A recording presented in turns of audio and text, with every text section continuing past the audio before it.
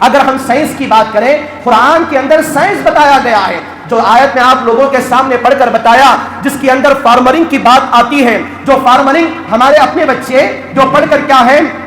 Agriculture کی تعلیم حاصل کرتے ہیں، ایگریکلچر کی تعلیم اللہ تبارک و تعالیٰ نے قرآن کے اندر بتایا، سورہ بقرہ، سورہ ملک، سورہ یاسین، سورہ فاطر، ان تمام چیزوں کے اندر یہ بات بتایا کہ اللہ تبارک و تعالیٰ کی ذات ایسی ذات ہے جس نے تمہارے اگائے جانے والے اناج اور پیڑ پودوں کو اگاتا ہے، ان کے اندر ہریالی کو لاتا ہے۔ اب ہمارے جو بچے انٹرمیڈیٹ کے اندر بی پی سی پڑھتے ہیں، بی پی سی پڑھنے والوں کو باٹنی کے اندر ایک بات ان کو پوچھیں، یا ان کو نیچرل سائنس حیاتیات کے نام پر ایک بات پوچھیں کہ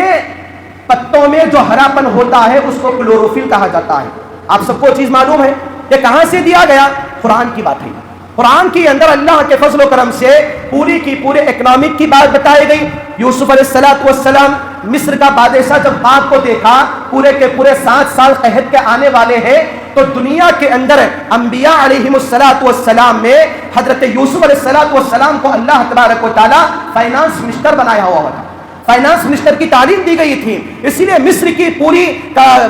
اکنامک کو، معیشت کو حضرت یوسف علیہ السلام نے چلایا۔ تو گویا کہ اکنامک کی تعلیم جس کو حاصل کرنے کے لیے ہم ایم پی سی پڑھتے ہیں، سی سی پڑھتے ہیں، یا آگے چل کر ایم بی اے کرتے ہیں master of business of arts میں، تو یہاں پر ایم بی اے کے اندر بزنس کی جو بات ہوتی ہے، یوسف علیہ السلام کی تعلیم ہے وہ۔ اور یوسف علیہ السلام نے مصر کے 7 سالوں کے اندر پورے اکنامک کو اپنی زندگی کے اندر آگے بڑھایا تھا کہ مال کیسے بچائیں، اناج کیسے بچائیں، گودام کیسے بنایا جائے۔ تو یہ چیزیں کیا ہیں؟ قرآن اپنی زندگی کے اندر سائنس کی سب سے بڑی کتاب ہے، اور یہ سائنس جو بی پی سی کی تعلیم ہے، یہ قرآن کی تعلیم ہے۔ قرآن کے اندر دیا گیا ہے جغرافیہ، میں اور آپ پڑھتے ہیں، جغرافیہ کے بارے میں اللہ تبارک و تعالیٰ سورہ قریش کے اندر بتایا۔ قریش اپنے زمانے کے اندر ملک عرب میں گرمی کے دنوں میں، سردی کے دنوں میں ملک شام کو، ملک یمن کو جایا کرتے تھے۔ جغرافیہ کے اندر ہم کیا پڑھتے ہیں کہ پورے کا پورا قطع سرطان، قطع جدی کتنا ہوتا ہے، اور کون کون سی چیزوں کے اندر گرمی کب ہوتی ہے